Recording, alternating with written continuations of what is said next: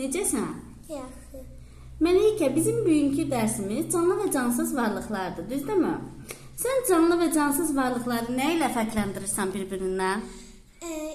Heyvanlar nəfəs alır, böyüyür. Canlılar yəni. Canlılar böyüyür.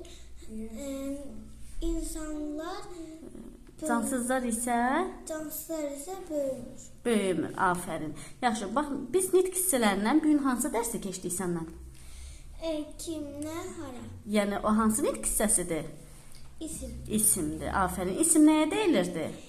İsim Əşyanın nəyini bildirir? varlığın əlamətini, Adını bildirən nitq hissəsi isim deyilir. Afərin sənə. Kim nə hara sualına cavab verdi? Yaxşı, kim sualına cavab verən hansı nümunəni söyləyə bilərsən? Kim? Kim? Ana. Aha. Kim? Ata. Ata. Yaxşı, nə? Nə?